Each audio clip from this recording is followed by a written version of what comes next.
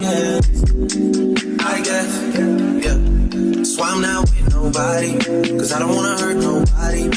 Welcome back to my channel, guys. So for today's video, today, if you're new to this channel, my name is Laurie, and on this channel, I keep it 100. If you're not subscribed, please don't forget to tap on the subscribe button and don't forget to smash the like button. With that being said, today is another story time. So guys, I'm going around and just asking people if I could get an interview with them about how they got to where they're at today. How did their lifestyle end up this way? And do they want to change? So I'm basically going around asking like homeless people and people that I see that are doing drugs, people that are on drugs or that live in the streets. Because at one point I was in the same position. I never had anybody coming up to me, talking to me or giving me an interview. If I could be that one person to change that life, that's exactly what I'm going to do. My story and their story could change somebody's life, but yours can too. Don't forget to subscribe if you're not already subscribed. With that being said, let's get it. What is your name? Deserae. Okay, guys, so this is Deserae. Deserae, how are you and how old are you? I'm 39. I'm good. Okay, Yeah, 39. Where are you from? I'm here in Denver, Colorado. Denver, Colorado. Okay. So just tell me about your story. Like, how did you get here?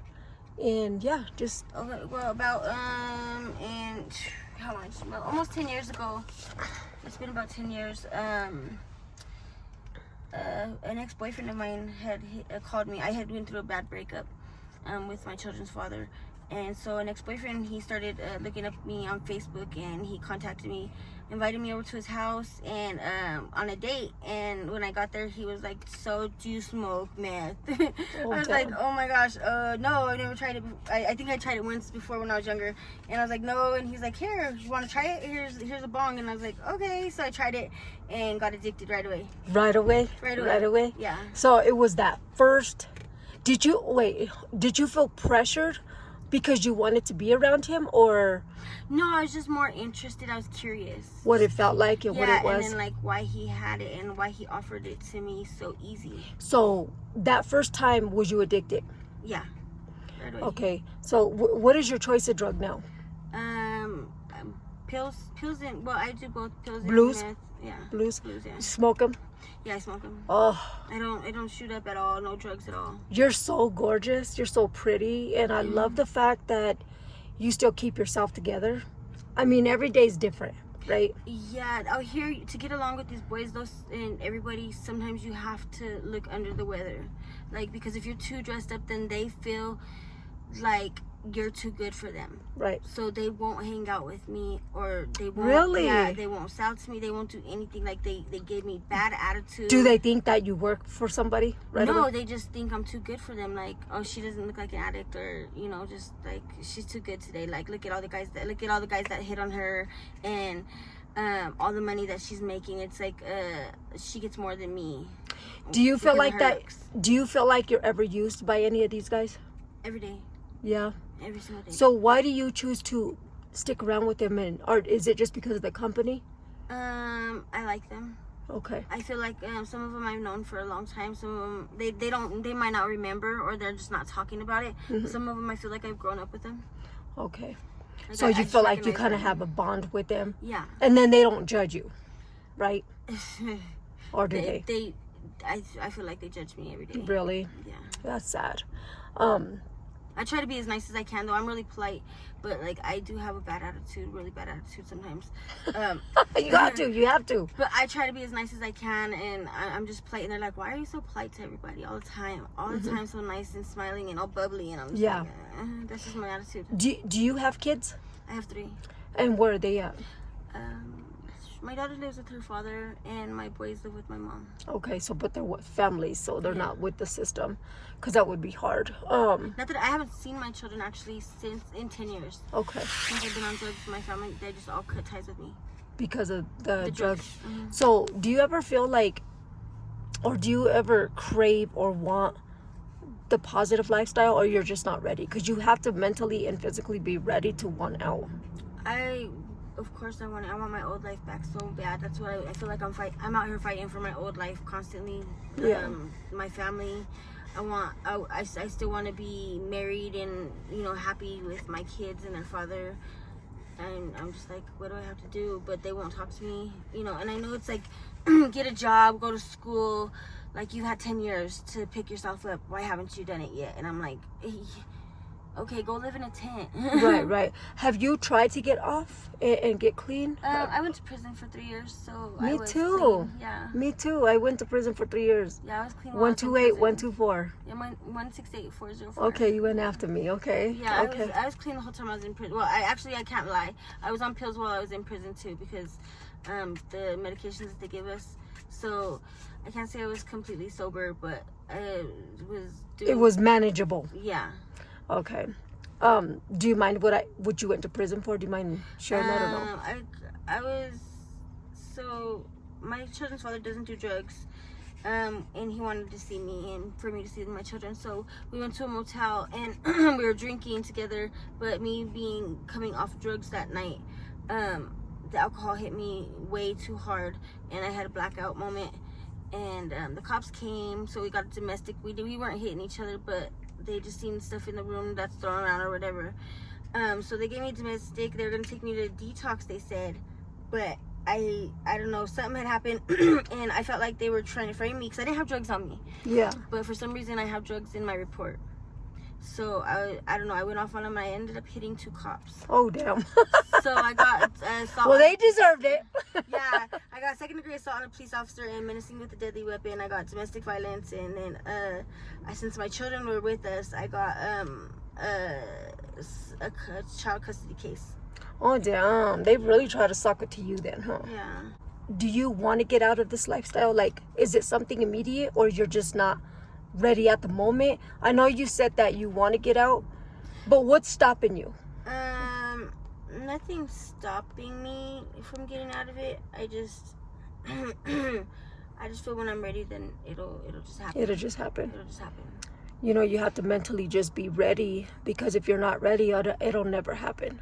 Exactly. You know, and the more you prolong the lifestyle, because I've been through it, so I'm never gonna judge any of them. Like, I'll never sit here and be like, oh my god, I can't believe look at the way he looks. Like, I would never do that, because I mean, I wasn't that deep, but I was there.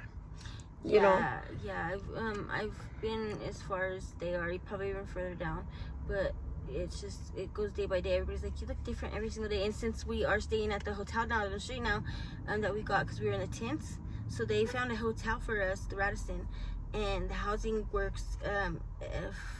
I can't think of what we're going through, but they're housing us for up to a year while they're helping us also get Section 8 and housing. Oh wow. Wait, so you were in a tent? Mm-hmm. Tell me about that. How did that happen? I hustle every day. So I just get up. I would be up at 2-3 o'clock in the morning trying to make money, trying to find a way to make money selling pills or meth or whatever I could sell my stuff.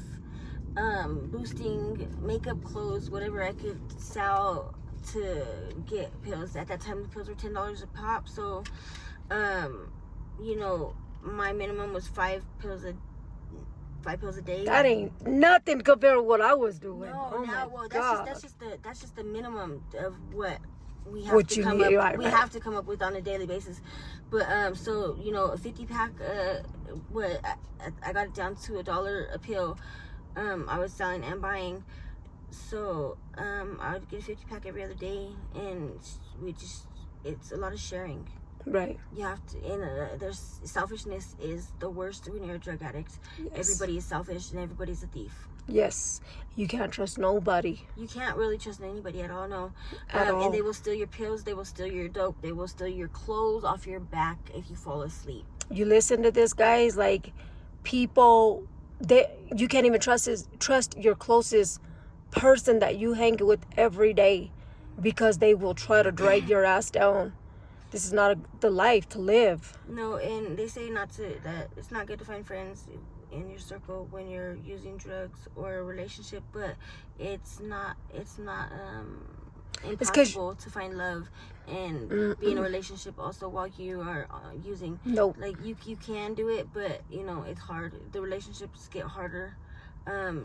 Like, the trust issue, we have major trust issues, and a lot of problems with relationships. So it's probably easier to stay single, but it's harder to be by yourself. So absolutely. I'm never by myself, but I am always single. Yeah. And I think that's the best, because you don't have to, how could I say, you don't have to worry about somebody else, because you're trying to worry for yourself every single day. Yeah. You know, and then having a significant other in this position, it's not healthy. No, because I feel like they're gonna cheat anyways. Like, Oh, yeah. Because they're gonna be like, hey, do you want to come and hang out with me? And then they're gonna be like, well, what's up? What do you got? Like, what Right. you got? If you don't have money, then what do you got for me? Exactly. Like, I'm not selling myself to you. Like, no. And they don't care. Well, let me see your bag. You know? Yeah. Or did you steal something? Empty your bag out. Like, Right. what? So you had relationships like that where they were controlling? All the time, yeah. Now the guys out here are pretty cool. I've been dating a few, but like, and It's kind of what you attract, huh? Yeah, you attract yeah. It's not. I do attract men that have jobs and have their families and everything. And hopefully they're single, but I don't really feel like they're single. They probably have a wife at home or something. Mm-hmm. So, and I'm not really into men that are in a relationship at all whatsoever. I don't want a man that's in a relationship.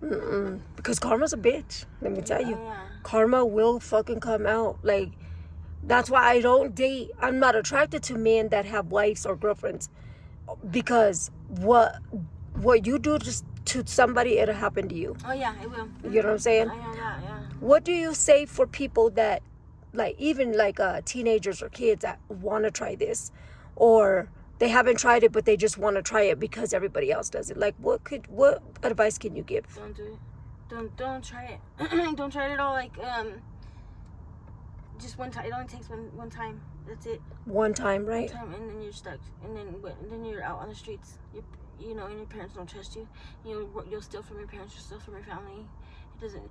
And you say you won't. I haven't stolen from my family, but they probably still feel like I have, because I've stolen the moments that we have to share with each other. Right.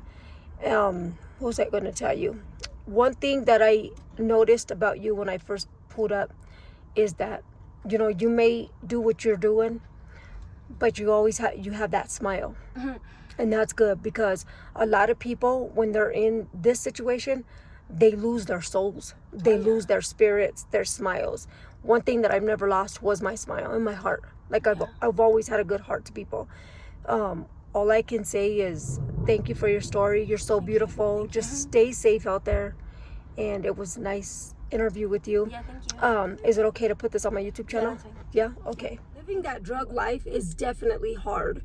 I've lived it for 8 years. I was on pills for 8 years. Back in 2001 to 2003 and a half-ish, I was doing the big C. If y'all know what that is, I can't really say it here. The big CC. Life was hard. It was hard. It was definitely hard. I just went through the most those days. I went through the most. When I had my old channel, I had that full video on my channel. Definitely need to create another update video about that life story, because my story could help somebody, right? I started living that pill addiction. That shit was hard as well. The withdrawal was absolutely the fuck crazy. When my father passed away, that's when that drug addiction started. Started taking pills. I started taking somas, muscle relaxers, Percocets, and then I overdosed on fentanyl. Somebody sold me a fentanyl and I thought it was a Percocet, and it wasn't. You can't trust nobody. That's what I'm saying.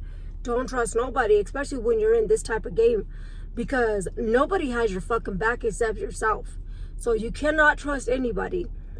I was listening to this woman's story, and she said she hasn't saw her kids in 10 years. Like, that made my heart fucking drop, because I was like, I don't think I could go a fucking day without seeing my kid. I mean, now that he's older, I mean, I can go, you know, like if he goes out somewhere for a week or whatever, that's different.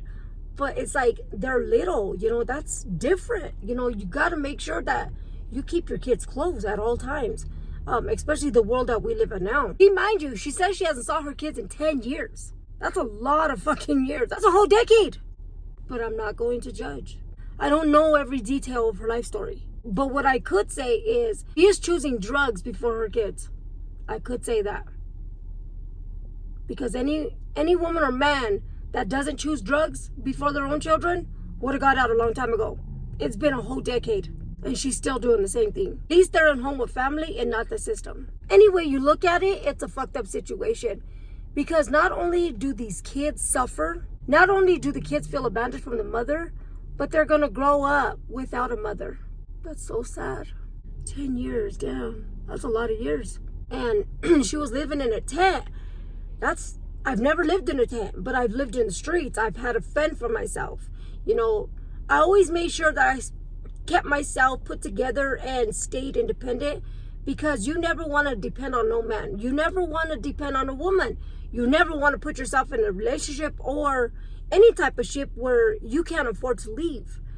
Because if things happen and things don't work out, guess what? At least you could afford to leave. And you won't be left somewhere feeling stuck or stranded. But anyways, go check out my full video. I overdosed on fentanyl. And the look on my son's face, I was done. I was done. Your kids should always be that motivation for you to quit, no matter what. You could always replace men, drugs, things, or whatever it may be, but you can't ever replace your kids. Your kids are unreplaceable. The drug life is very hard, and it's not where you want to be. It just takes you down a fucked up road. I also have a full video on my prison sentence.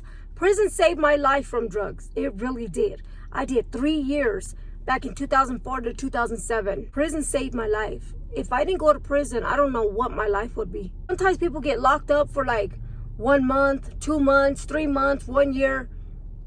It took 3 years for me to fucking change my life. It made me realize what I have, what I deserve, and who the fuck I am. You could be doing drugs, and if you allow yourself to get so fucking deep and so sucked in this shit, like a lot of people do, living in tents and all that shit, that's being sucked the fuck dry. If you allow the drugs to take you down that fucking deep, you'll never fight. You'll never have the energy to fight for yourself. Well, I was gonna make sure that I was gonna fucking fight for myself. I made sure of that shit. Prison shaped me out to be who I am today. Sometimes you need fucking structure.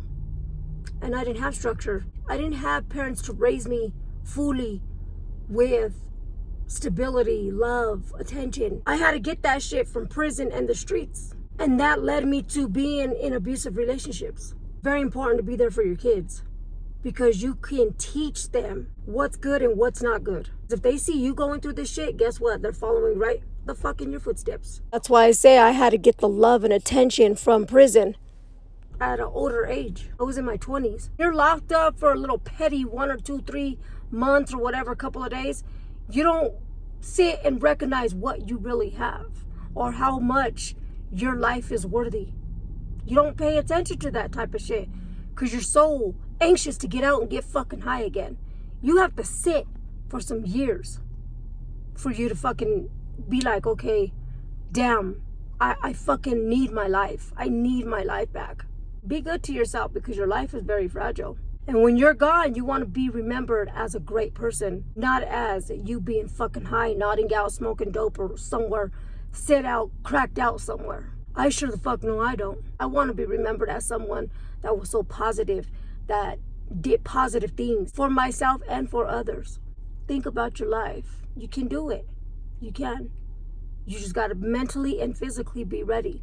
Because if you're mentally ready, but your body is not, and your body's still having those cravings, you'll relapse. Your mind and your body has to want it.